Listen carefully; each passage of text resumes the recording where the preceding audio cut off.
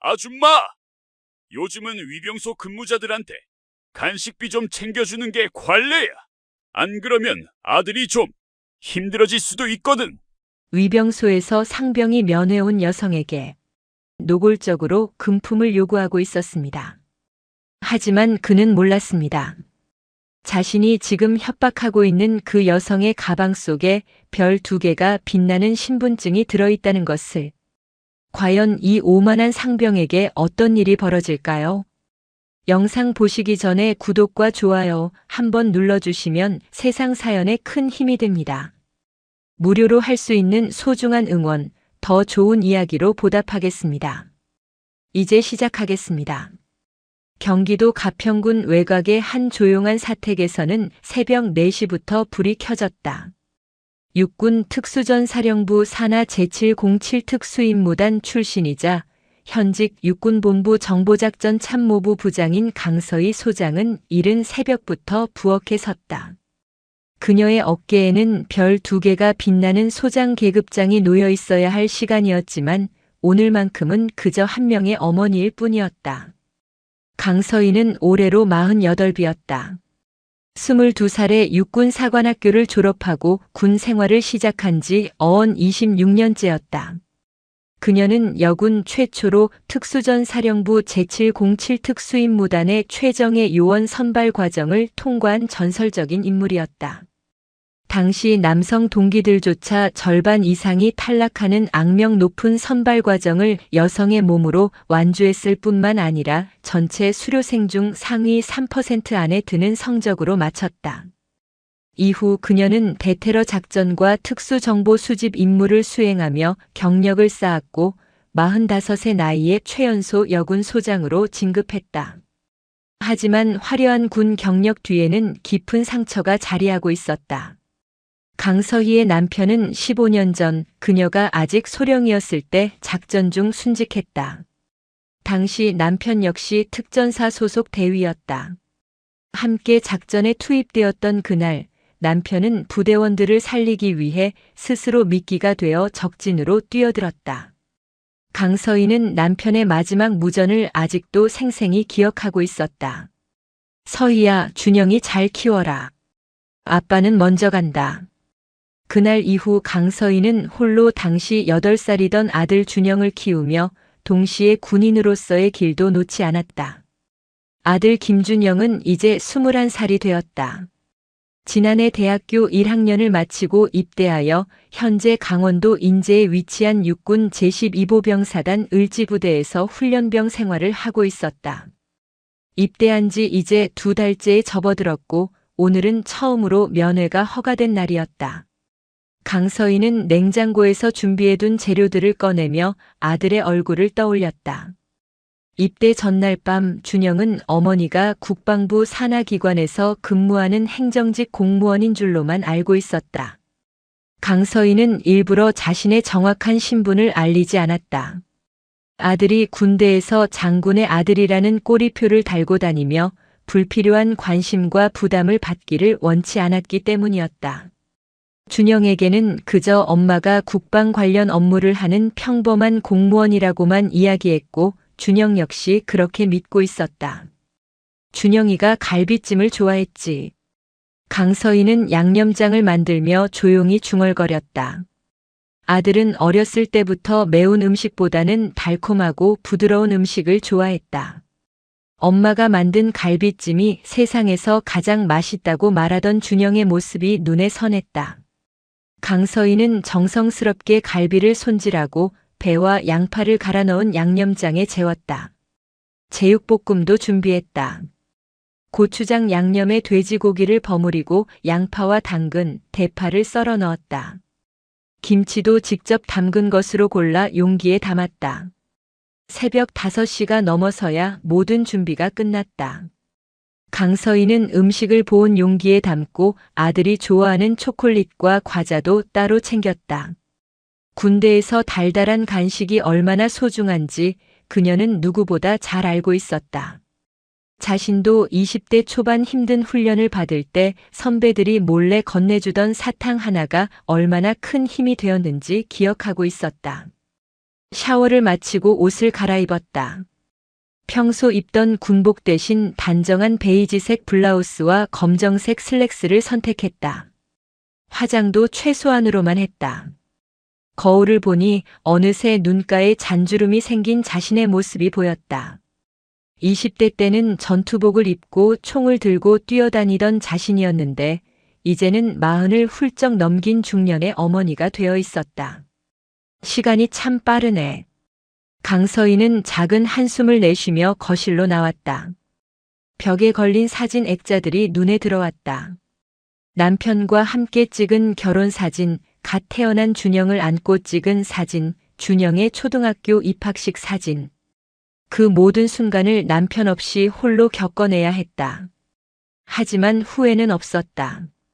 남편도 자신도 군인의 길을 선택했고 그 선택에는 책임이 따랐다. 새벽 6시 강서희는 집을 나섰다. 검은색 SUV에 음식과 짐을 실었다. 가평에서 강원도 인제까지는 약 2시간 정도 걸리는 거리였다. 이른 시간이라 도로는 한산했다. 강서희는 내비게이션을 켜고 천천히 운전을 시작했다.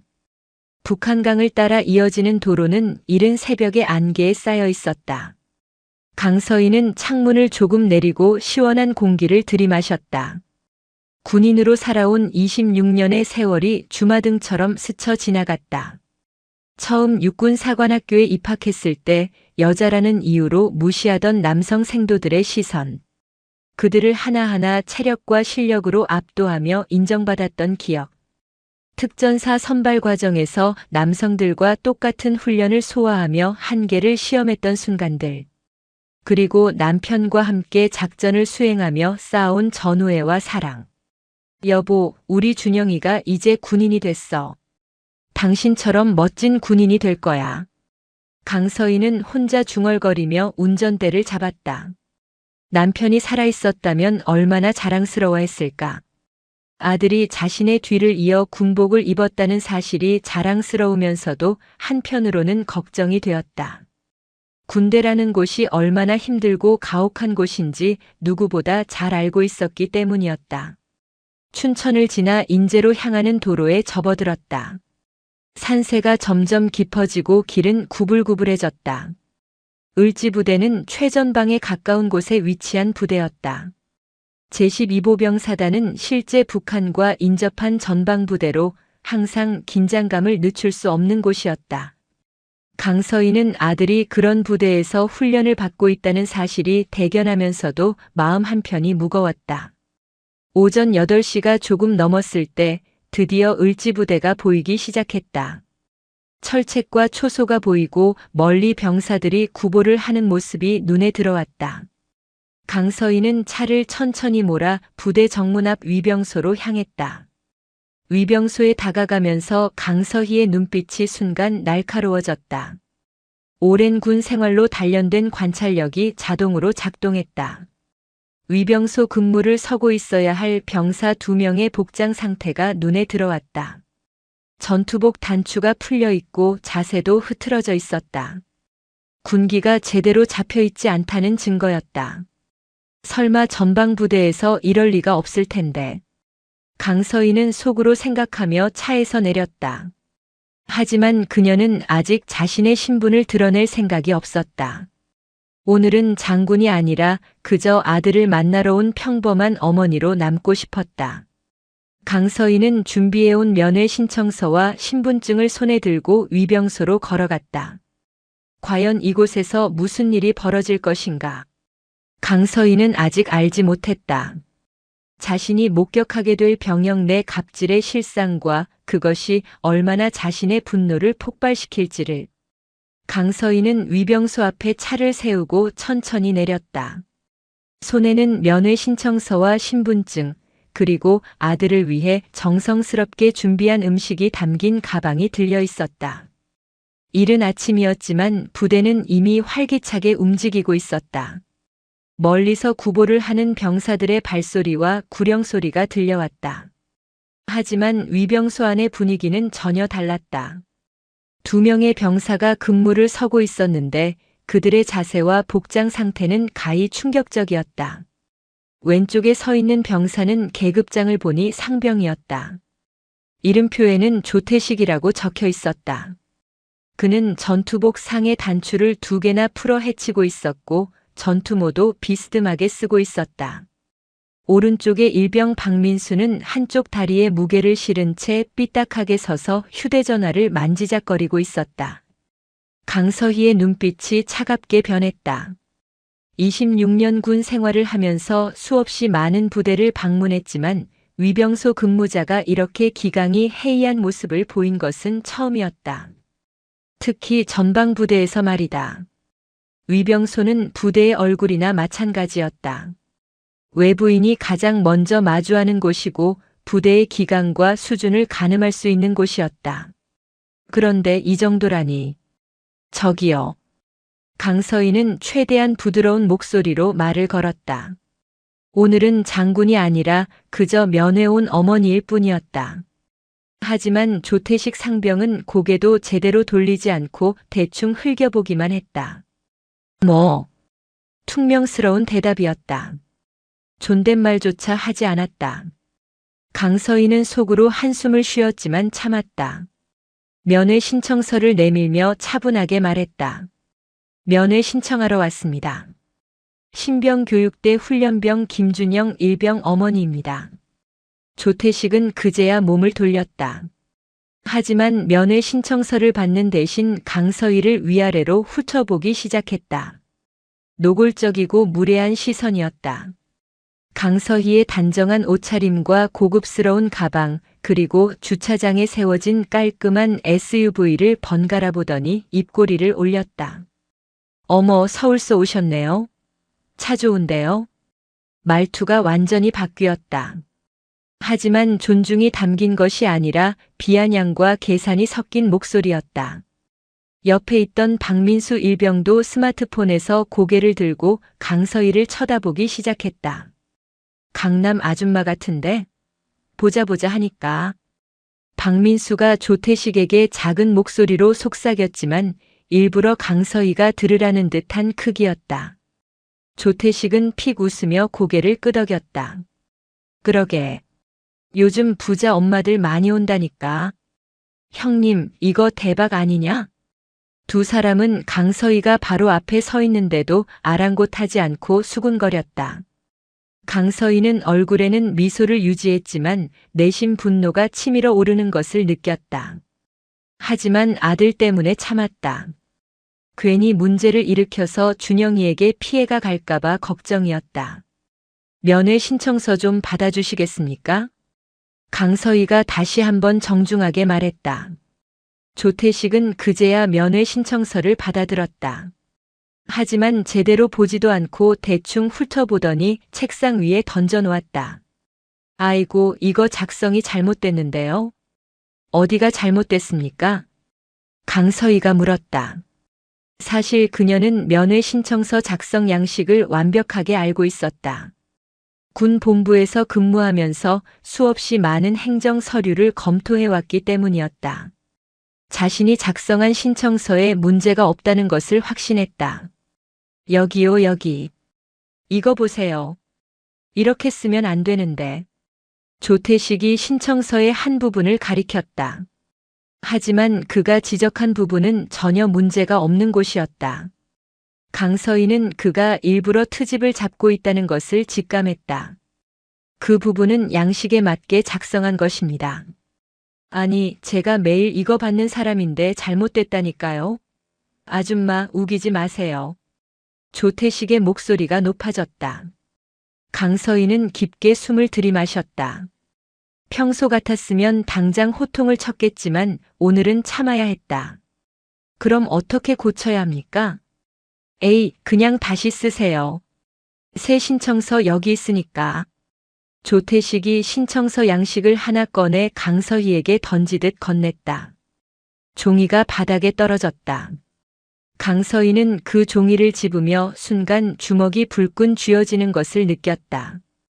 특전사에서 단련된 그녀의 손은 단 1초 만에 저 건방진 상병의 턱을 가격할 수 있었다. 하지만 참았다. 강서희가 옆 탁자에서 신청서를 다시 작성하는 동안 조태식과 박민수는 계속해서 수군거렸다. 야, 진짜 부자 같지 않냐? 저 가방 봤어? 명품이야, 명품. 옷도 엄청 깔끔하고. 저런 엄마 둔 놈은 진짜 복 받은 거지. 그러게. 우리도 좀 챙겨주면 안 되나? 두 사람의 대화를 들으며 강서희는 신청서를 작성했다. 물론 이번에도 완벽하게 작성했다. 작성을 마치고 다시 조태식에게 건넸다. 다시 작성했습니다. 조태식이 신청서를 받으며 강서희의 손을 일부러 스쳤다. 강서희가 화들짝 놀라 손을 빼자 조태식은 웃으며 말했다. 어머, 죄송해요. 실수였어요. 하지만 그의 표정에는 전혀 미안함이 없었다. 오히려 재미있다는 듯한 표정이었다. 강서희의 눈빛이 더욱 차갑게 가라앉았다. 조태식은 신청서를 대충 보더니 이번에는 다른 트집을 잡기 시작했다. 아, 근데 말이죠. 요즘 면회 오시는 분들이 위병소 근무자들한테 간식비 같은 거 챙겨주시거든요. 뭐 일종의 관례라고 해야 하나? 네. 강서희가 되묻자 조태식은 더욱 노골적으로 말했다. 아니, 저희가 이렇게 고생하면서 근무 서잖아요. 추운 겨울에도 더운 여름에도. 그런데 면회 오신 분들이 고마움의 표시로 좀 챙겨주시면 저희가 안에 계신 훈련병들 좀 더 잘 챙겨드리고 그러죠. 뭐 강제는 아니지만 명백한 금품 요구였다. 강서희는 이제 더 이상 참을 수 없다는 생각이 들었다. 하지만 그래도 한 번만 더 참기로 했다. 그런 관례는 없는 것으로 알고 있습니다. 아이고, 아줌마는 참. 그러면 안에서 고생하시는 아들 생각은 안 하세요? 조태식의 말에 박민수도 거들었다. 맞아요. 우리가 한마디만 하면 훈련병들 생활이 편해지기도 하고 힘들어지기도 하거든요. 알죠? 노골적인 협박이었다. 강서희의 이마에 푸른 핏줄이 돋아났다. 수십 년 군 생활을 하면서 온갖 어려운 상황을 겪었지만 이런 파렴치한 행동은 처음 목격했다. 자신의 권한을 이용해 민간인을 협박하고 금품을 갈취하려는 행위. 이것은 군인의 명예를 짓밟는 범죄 행위였다. 간식비라는 게 얼마나 되는 겁니까? 강서희가 차분하게 물었다. 조태식의 눈이 반짝였다. 에이, 뭐 얼마 안 되죠. 한 5만 원? 그 정도면 되지 않을까요, 민수야? 형님, 요즘 물가가 올라서 10만 원은 되어야 할 것 같은데요. 두 사람은 아예 대놓고 액수를 불렀다. 강서희는 조용히 자신의 가방을 열었다. 조태식과 박민수의 표정이 밝아졌다. 드디어 돈을 꺼내나 보다 싶었던 것이다. 하지만 강서희가 가방에서 꺼낸 것은 지갑이 아니었다. 붉은색 신분증 케이스였다. 강서희는 그것을 펼쳐 조용히 책상 위에 올려놓았다. 조태식은 처음에는 무심코 그것을 보았다. 그런데 다음 순간 그의 얼굴이 하얗게 질렸다. 신분증에는 대한민국 육군 소장 강서희라는 글자와 함께 별 2개가 선명하게 박혀 있었다. 장성 신분증은 일반 장교나 병사들의 신분증과는 확연히 달랐다.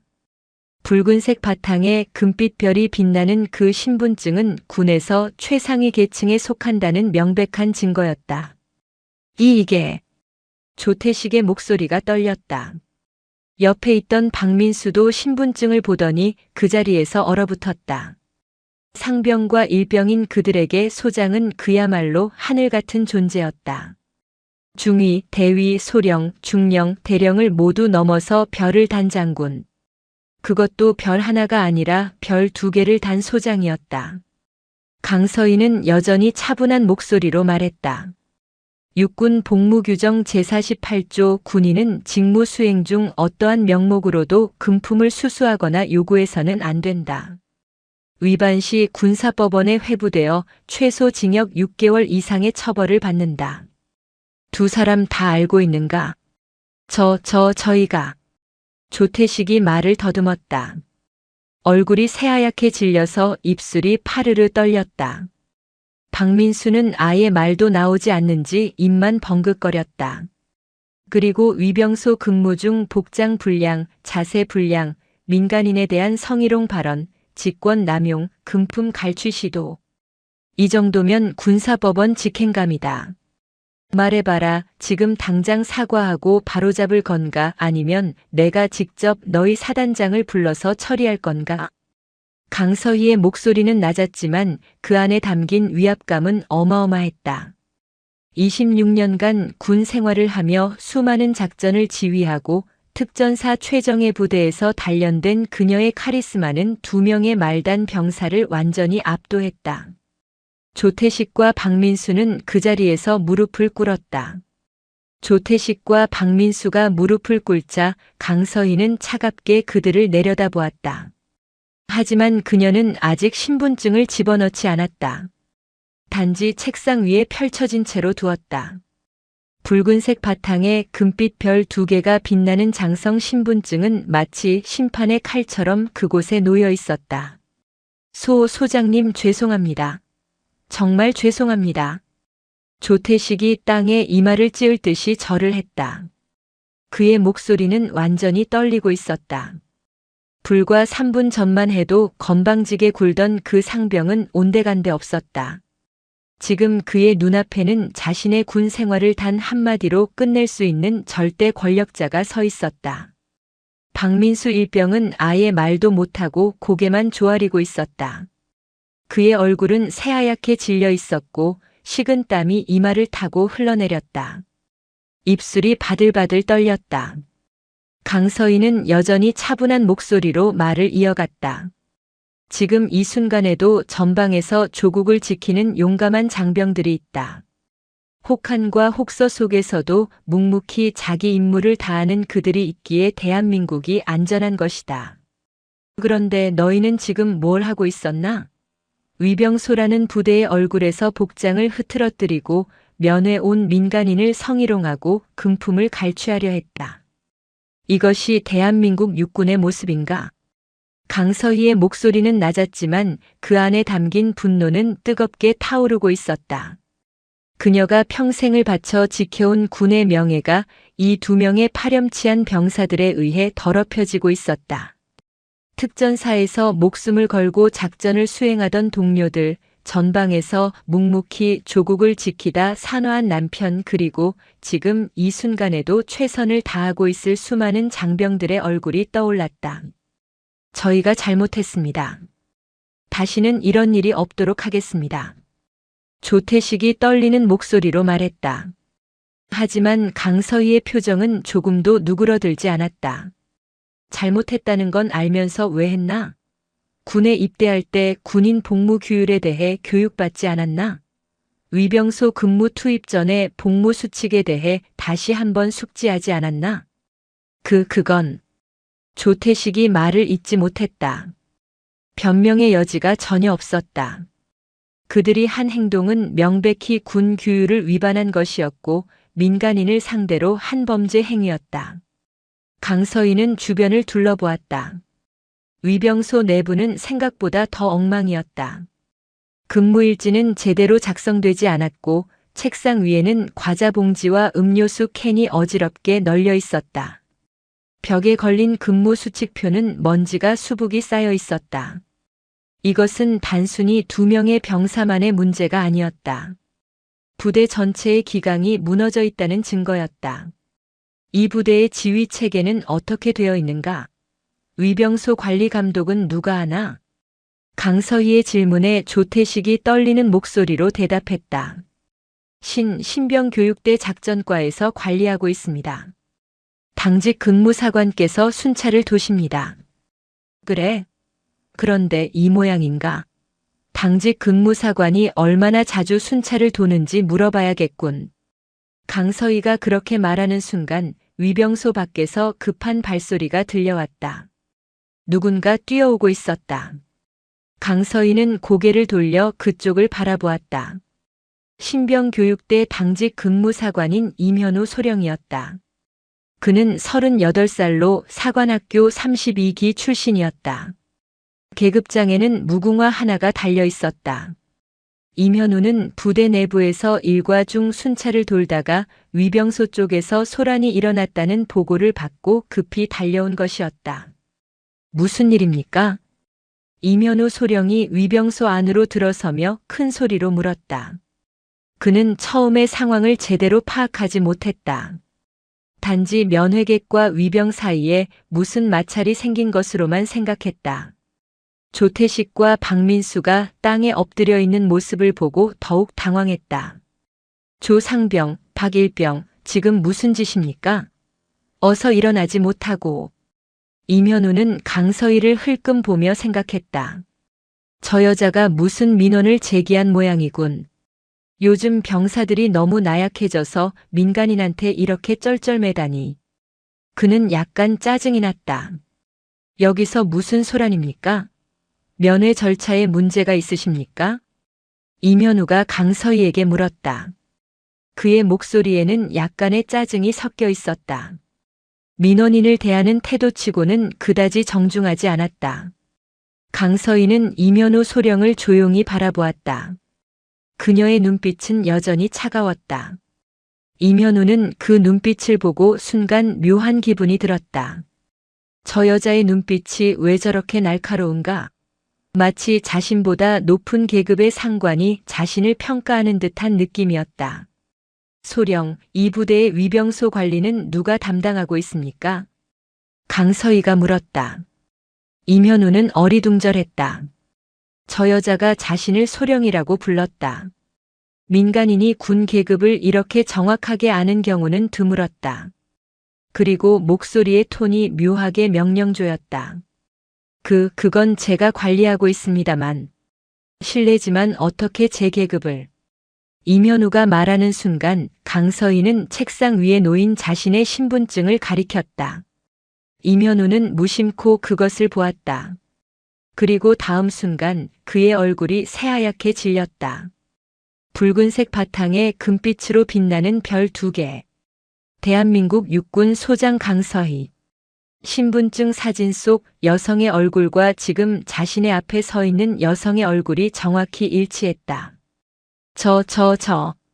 이면우의 입에서 제대로 된 말이 나오지 않았다.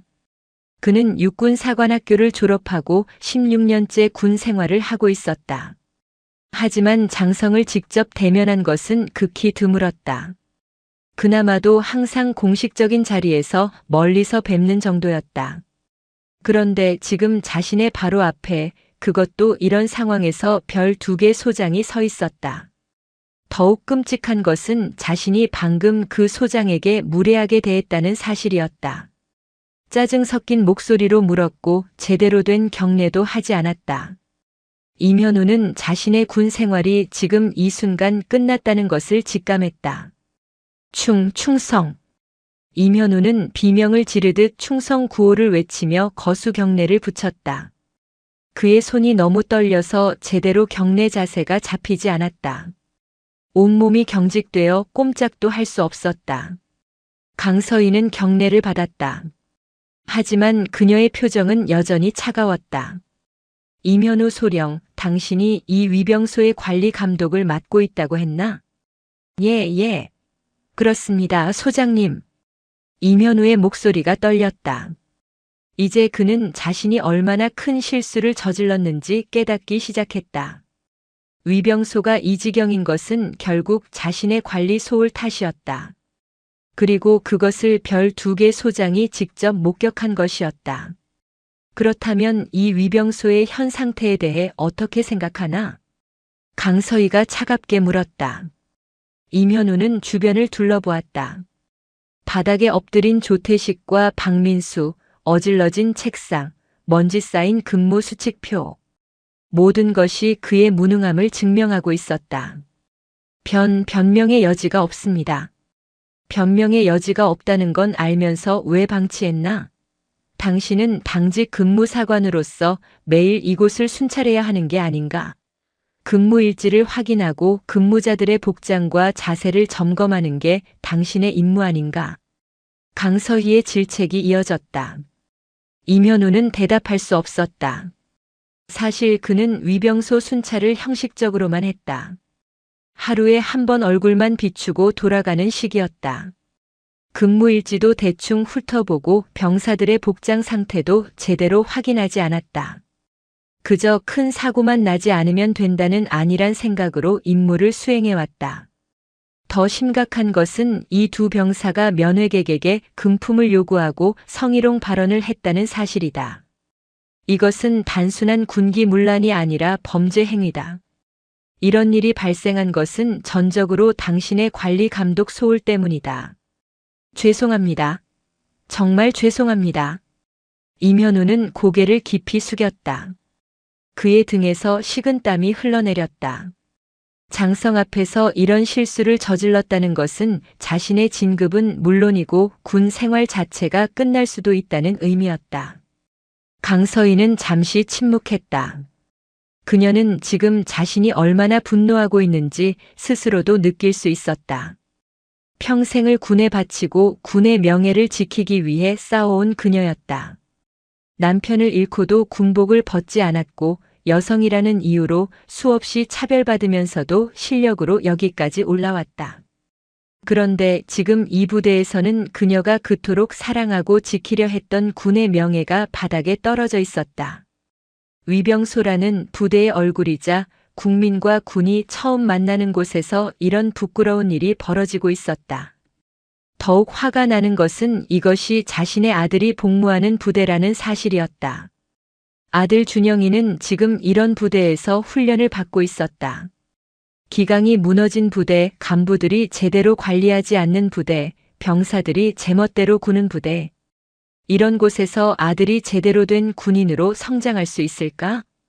임현우 소령. 예, 소장님. 당신의 사단장은 누구인가? 제12보병 사단장 박재민 소장님이십니다. 임현우의 대답에 강서희는 고개를 끄덕였다. 박재민 소장. 그녀는 그 이름을 알고 있었다. 육군사관학교 40기 출신으로 강서희보다 2기수 선배였다. 하지만 진급은 강서희가 더 빨랐다. 박재민은 1년 전에 소장으로 진급하여 12사단장으로 부임했다. 박재민 사단장에게 연락해라. 지금 당장 이리로 오라고. 예. 임현우는 떨리는 손으로 무전기를 집어들었다. 이제 사태는 더 이상 자신의 선에서 해결할 수 있는 수준이 아니었다. 육군본부의 별 2개 소장이 직접 사단장을 호출하는 상황. 부대 전체가 발칵 뒤집힐 것이 분명했다. 강서희는 여전히 차가운 눈빛으로 위병소를 바라보았다. 그녀의 분노는 아직 가라앉지 않았다. 아니, 이제부터가 시작이었다. 임현우 소령은 떨리는 손으로 무전기를 들고 사단 작전 참모부에 연락했다. 그의 목소리는 극도로 긴장되어 있었다. 여기는 신병교육대 당직 근무사관 임현우 소령입니다. 긴급 상황 발생했습니다. 육군본부 강서희 소장님께서 위병소에 계십니다. 사단장님께 즉시 보고 부탁드립니다. 무전기 너머로 잠시 침묵이 흘렀다. 작전 참모부의 당직 장교가 다시 물었다. 다시 한번 말씀해 주십시오. 누가 계신다고요? 육군본부 정보작전 참모부 부장 강서희 소장님이십니다. 별 2개입니다. 이번에는 무전기 너머에서 급한 발소리가 들렸다. 작전 참모부는 즉시 비상체계로 전환되었다. 1개 사단의 육군본부의 별 2개 소장이 예고 없이 나타났다는 것은 그 자체로 중대한 사건이었다. 더욱이 위병소에서 무슨 문제가 생겼다는 것까지 전해지자 사단 전체가 긴장 상태에 들어갔다. 박재민 소장은 그때 사단장 집무실에서 주간 작전 계획을 검토하고 있었다. 작전 참모장이 급히 달려들어왔다. 사단장님, 긴급 상황입니다. 무슨 일인가? 신병교육대 위병소에 육군본부 강서희 소장님이 계신다고 합니다. 박재민의 손에서 펜이 떨어졌다. 강서희 소장. 그는 그 이름을 매우 잘 알고 있었다. 육군사관학교 42기 출신으로 자신보다 2기수 후배였지만 진급은 훨씬 빨랐다. 여군 최초로 특전사 707 특수임무단을 거쳐 현재는 육군본부의 핵심 보직인 정보작전 참모부 부장을 맡고 있는 인물이었다. 강 소장이 왜 우리 부대에? 그게 위병소에서 무슨 문제가 발생한 것 같습니다. 박재민의 얼굴이 굳었다. 강서희 소장은 군에서 기강과 원칙을 매우 중시하는 것으로 유명했다. 만약 위병소에서 뭔가 문제가 생겼다면, 그것도 그녀가 직접 목격했다면 이것은 단순한 문제가 아니었다. 차량 준비해라. 지금 당장 간다. 박재민은 군복 상의를 재빨리 입고 집무실을 나섰다. 참모들이 뒤따랐다. 사단장 전용 차량이 이미 대기하고 있었다. 차량은 사이렌을 울리며 신병교육대 위병소로 향했다. 위병소에서는 이면호 소령이 여전히 부동자세로 서 있었다. 조태식과 박민수는 바닥에 엎드린 채 일어나지 못하고 있었다.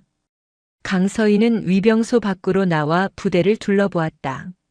멀리 훈련장에서 훈련병들이 구보를 하고 있었다. 그들의 구령 소리가 바람을 타고 들려왔다. 저 중에 내 아들도 있겠지. 강서희는 생각했다. 준영이는 지금 무엇을 하고 있을까? 힘들어하지는 않을까? 다른 훈련병들과 잘 지내고 있을까? 어머니로서의 걱정이 밀려왔다. 하지만 동시에 그녀는 장군으로서의 책임감도 느꼈다. 이 부대의 기강이 이렇게 무너져 있다는 것은 단순히 몇몇 병사들의 문제가 아니었다. 지휘 체계 전체에 문제가 있다는 뜻이었다. 사단장부터 아래 간부들까지 모두가 책임을 져야 할 일이었다. 5분쯤 지났을까? 멀리서 사이렌 소리가 들려왔다. 검은색 승용차가 빠른 속도로 다가오고 있었다. 차량이 위병소 앞에 멈추자 박재민 소장이 급히 내렸다. 그의 어깨에도 별 2개가 달려 있었다. 박재민은 강서희를 보자마자 경례를 붙였다. 제12보병 사단장 박재민 소장, 강서희 소장님께 경례. 강서희가 경례를 받았다. 두 사람은 같은 소장 계급이었지만 박재민은 사단장이라는 전술부대 지휘관이었고 강서희는 육군본부의 참모부 부장이었다. 계급은 같았지만 강서희의 보직이 더 중요하고 영향력이 컸다. 박재민 사단장. 예, 소장님. 이 부대의 위병소 상황을 직접 보았나? 박재민은 재빨리 위병소 안을 둘러보았다. 바닥에 엎드린 2명의 병사, 부동자세로 서 있는 이면호 소령, 어질러진 책상. 그의 얼굴이 창백해졌다. 이게 무슨 일입니까, 임소령? 박재민이 이면호를 향해 소리쳤다. 이면호는 고개를 더 깊이 숙였다. 죄송합니다, 사단장님. 강서희가 차분하게 설명했다. 이 두 병사는 면회객인 나에게 금품을 요구하고 성희롱 발언을 했습니다. 위병소의 복장 상태와 근무 태도도 엉망입니다. 이것은 명백히 군기 문란이며 관리 감독의 소홀함을 보여주는 증거입니다. 박재민의 얼굴이 더욱 굳어졌다. 그는 즉시 상황의 심각성을 파악했다. 육군본부의 소장이 면회를 왔다가 이런 일을 직접 당했다는 것은 엄청난 문제였다. 즉시 조치하겠습니다. 조태식 상병, 박민수 일병, 당장 헌병대로 이송한다. 이면호 소령, 당신은 보직 해임이다. 박재민이 단호하게 명령했다. 하지만 강서희는 손을 들어 그를 제지했다. 잠깐. 예, 소장님. 나는 오늘 이 부대의 의전을 받으러 온 것이 아닙니다. 단지 면회를 왔을 뿐입니다. 강서희의 말에 박재민은 잠시 어리둥절했다. 면회? 강서희 소장이 이 부대에 면회를 온다는 것은 무슨 의미인가? 실례지만 누구를 면회하러 오신 것입니까? 신병교육대 훈련병 김준영 일병. 제 아들입니다. 박재민의 눈이 커졌다. 강서희 소장의 아들이 지금 이 부대에서 훈련을 받고 있다고. 이것은 그가 전혀 몰랐던 사실이었다. 사단장이라면 부대에 입대하는 모든 인원의 신상을 다 파악할 수는 없었지만 만약 장성의 자녀가 입대한다면 보통은 미리 알려주는 것이 관례였다. 하지만 강서희는 의도적으로 그것을 알리지 않았던 것이다. 그러시다면 내 아들이라고 해서 특별 대우를 하지 마십시오. 다른 훈련병들과 똑같이 대해주시면 됩니다. 나는 그저 오늘 아들 얼굴이나 보고 가려고 했습니다.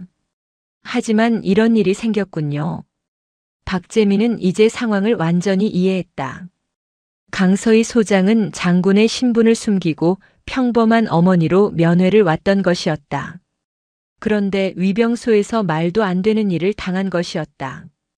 이것은 그야말로 최악의 시나리오였다. 죄송합니다, 소장님. 즉시 김준영 훈련병을 호출하겠습니다.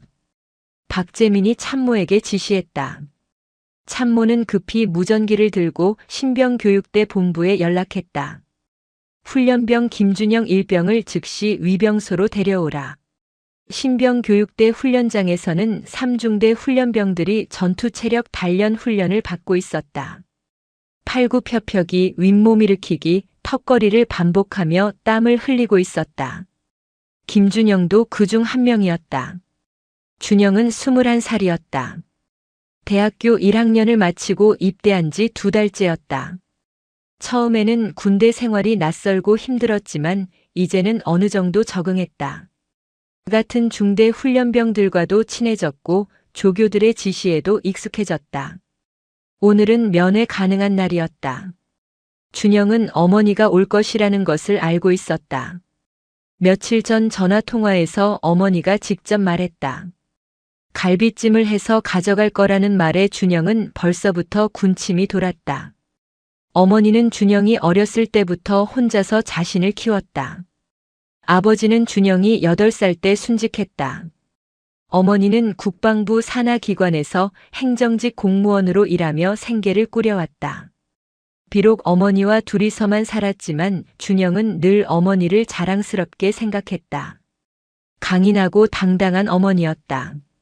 김준영 훈련병. 조교의 큰 소리에 준영이 고개를 들었다. 예. 지금 당장 위병소로 가라. 면회 왔다. 준영의 얼굴이 환해졌다. 벌써 어머니가 오셨나 보다. 준영은 급히 전투복의 먼지를 털고 뛰기 시작했다. 훈련장에서 위병소까지는 약 500m 정도 떨어져 있었다. 준영은 전력으로 뛰었다. 위병소에 가까워지면서 준영은 뭔가 이상한 분위기를 감지했다. 사단장 차량이 보였고 여러 명의 장교들이 위병소 주변에 모여 있었다. 무슨 일이 생긴 걸까? 혹시 사고라도 난 건가? 준영은 불안한 마음으로 위병소에 다가갔다. 그리고 그곳에서 자신의 어머니를 보았다. 단정한 블라우스와 슬랙스를 입은 어머니가 서 있었다. 하지만 주변 상황이 너무 이상했다. 박재민 소장을 비롯한 여러 장교들이 어머니 주변에 모여 있었다. 그들은 모두 긴장한 표정이었고 어머니를 대하는 태도가 마치 상급자를 대하는 것 같았다. 어머니? 준영이 조심스럽게 불렀다. 강서희가 고개를 돌려 아들을 보았다. 그녀의 얼굴에 순간 부드러운 미소가 스쳤다. 하지만 주변의 긴장된 분위기는 여전했다. 박재민이 준영에게 말했다. 훈련병 김준영 경례. 준영은 본능적으로 거수 경례를 했다. 하지만 누구에게 경례를 해야 하는지 혼란스러웠다. 사단장님께? 아니면 어머니께? 바로 박재민의 명령에 준영은 경례를 풀었다. 그리고 어머니를 바라보았다. 어머니는 여전히 차분한 표정으로 서 있었지만 뭔가가 달랐다. 평소와는 다른 위험이 느껴졌다. 사단장님. 강서희가 박재민에게 말했다. 이제 다른 분들은 돌아가셔도 됩니다. 저는 아들과 잠시 대화를 나누고 싶습니다. 알겠습니다, 소장님. 박재민이 다른 장교들에게 손짓했다. 장교들이 하나둘 물러났다. 하지만 준영은 방금 박재민 사단장이 어머니를 뭐라고 불렀는지 분명히 들었다. 소장님이라고 했다. 소장? 그건 별 2개를 단 장군의 계급이었다. 준영의 머릿속이 혼란스러웠다. 어머니가 국방부 행정직 공무원이라고 들었는데 왜 사단장님이 어머니를 소장님이라고 부르는 거지? 강서희는 아들 앞으로 천천히 걸어갔다. 그리고 가방에서 자신의 신분증을 꺼내 보여주었다. 붉은색 바탕에 금빛 별 2개. 대한민국 육군 소장 강서희. 준영의 눈이 커졌다. 그는 자신이 본 것을 믿을 수 없었다. 어머니가 별 2개 장군이라고. 엄마가 소장님이세요? 준영의 목소리가 떨렸다. 강서희는 조용히 고개를 끄덕였다. 미안하다, 준영아. 엄마가 말하지 않았구나.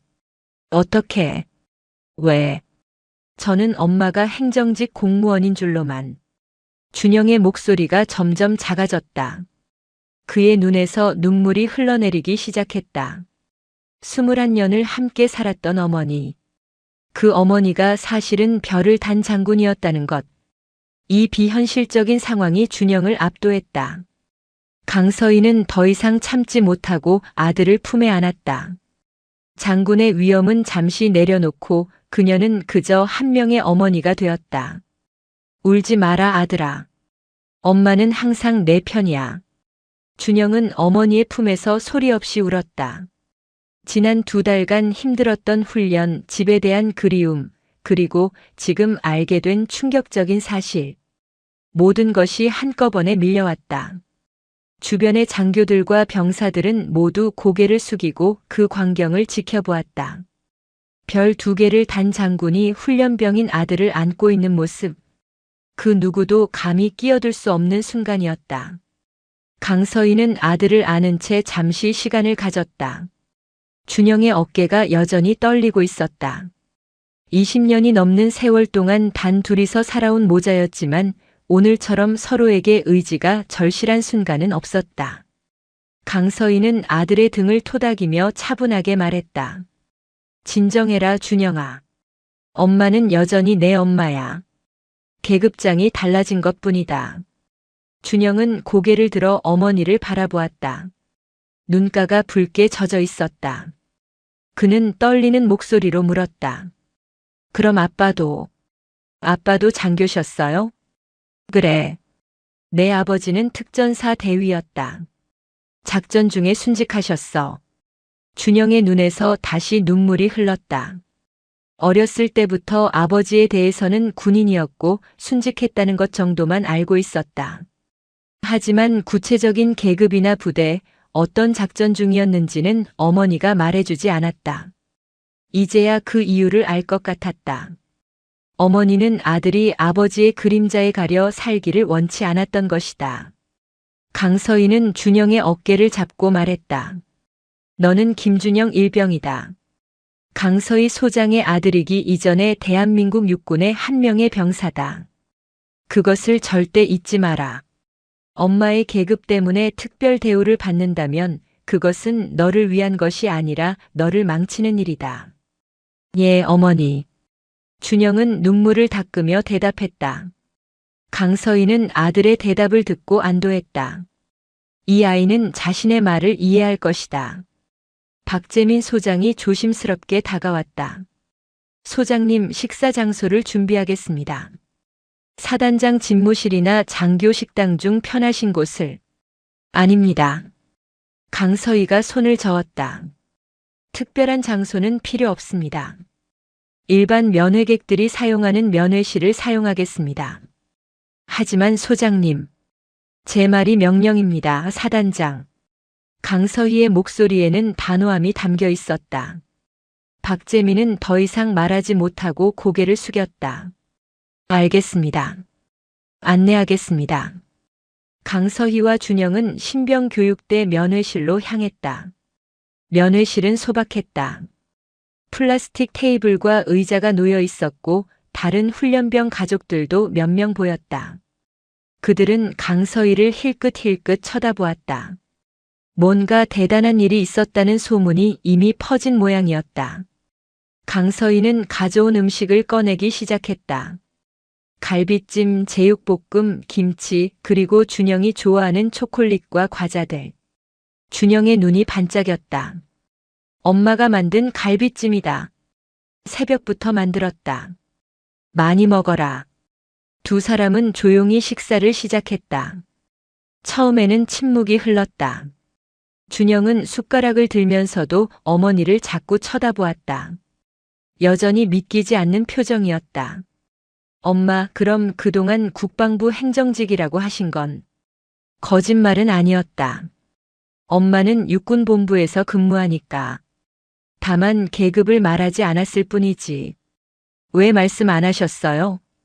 강서희는 잠시 말을 멈추고 아들을 바라보았다. 내가 엄마 때문에 부담을 느끼지 않기를 바랐어. 군대는 실력과 인품으로 평가받아야 하는 곳이다. 장군의 아들이라는 꼬리표가 붙으면 내가 무엇을 하든 그 그림자에서 벗어날 수 없을 거라고 생각했다. 준영은 고개를 끄덕였다. 어머니의 마음을 이해할 수 있었다. 그런데 엄마, 오늘 위병소에서 무슨 일이 있었어요? 사단장님께서도 오시고. 강서희는 짧게 상황을 설명했다. 위병소에서 있었던 일, 조태식과 박민수의 행동, 그리고 자신이 어떻게 대처했는지. 준영은 이야기를 듣는 동안 얼굴이 점점 굳어졌다. 그런 일이. 저희 부대에서 그런 일이 있었다니 부끄럽습니다. 부끄러워할 필요 없다. 그것은 내 잘못이 아니니까. 하지만 이런 일이 다시는 일어나지 않도록 할 것이다. 식사가 끝나갈 무렵 강서희는 아들에게 당부했다.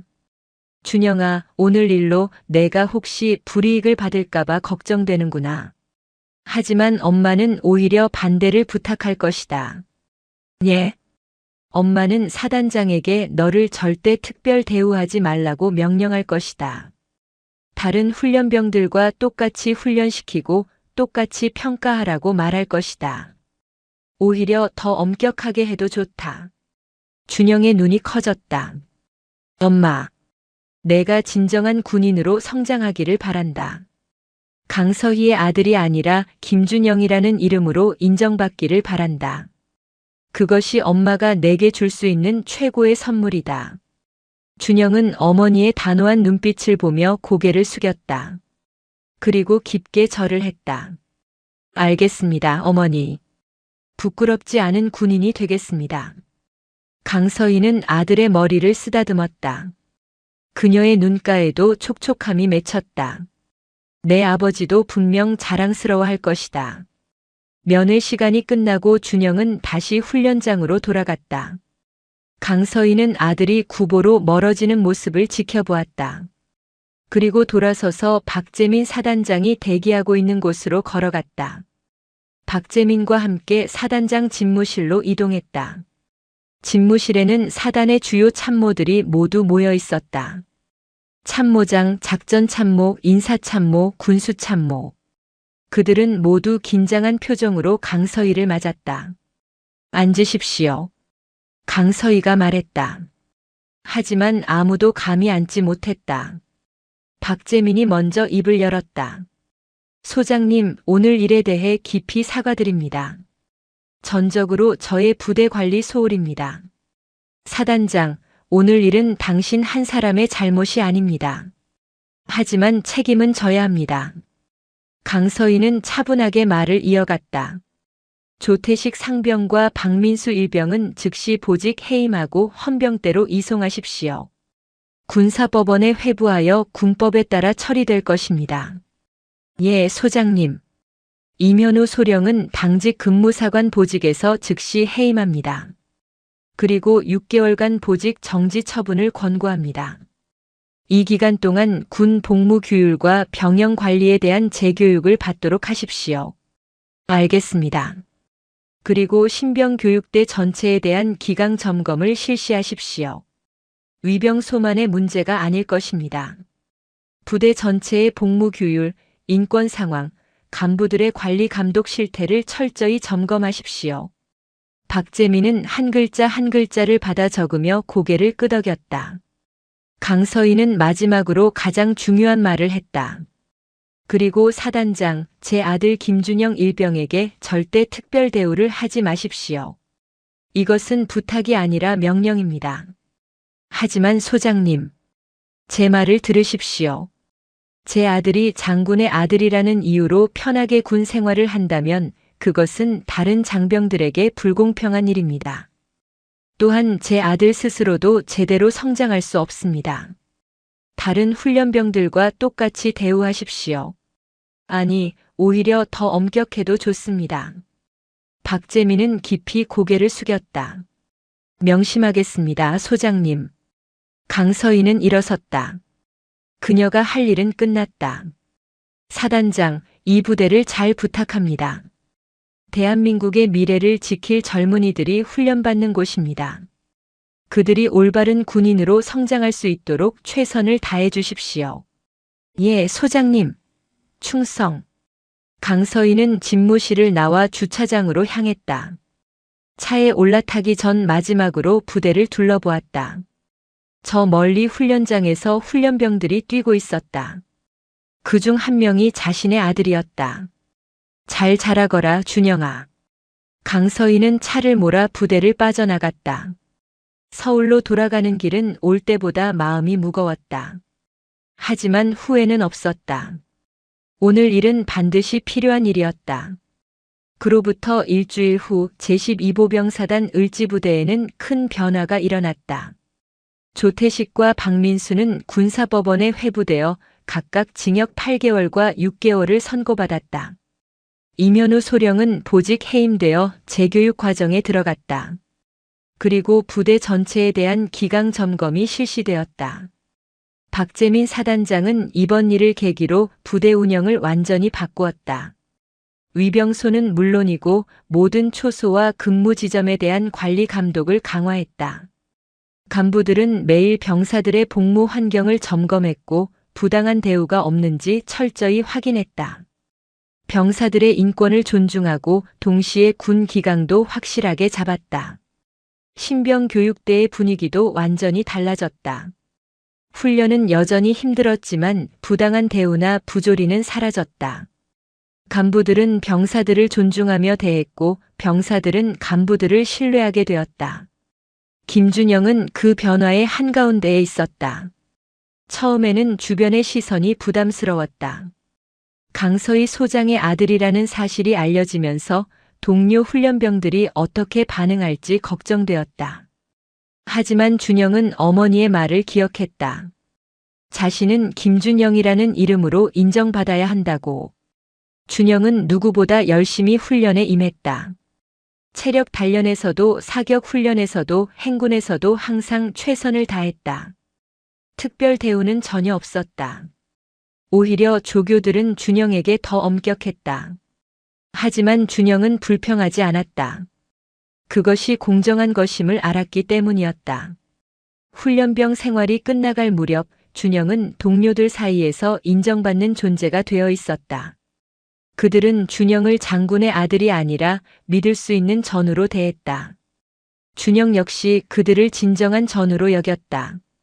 수료식 날 준영은 최우수 훈련병으로 선발되어 사단장 표창을 받았다.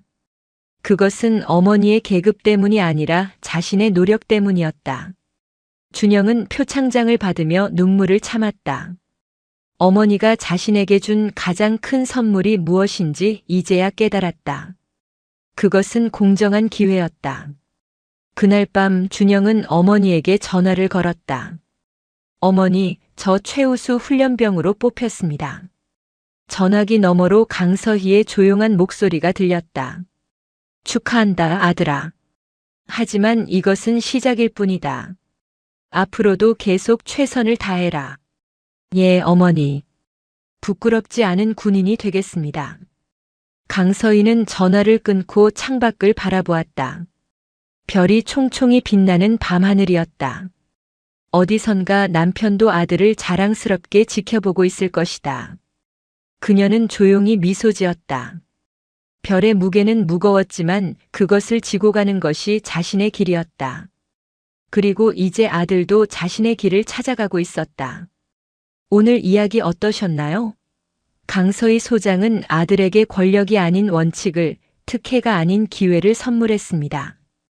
진정한 사랑은 때로 엄격함으로, 진정한 성장은 공정함 속에서 피어납니다. 당신이 가진 지위와 힘은 누군가를 편하게 해주는 것이 아니라 올바른 길을 걷도록 이끄는 데 사용되어야 합니다. 별의 무게는 무겁지만 그것을 올바르게 짊어진 사람만이 진정한 빛을 발합니다. 오늘도 당신의 자리에서 최선을 다하는 모든 분들을 응원합니다. 영상이 재미있으셨다면 구독과 좋아요, 댓글까지 부탁드리고 오늘도 건강하고 행복한 하루 되시길 바랍니다.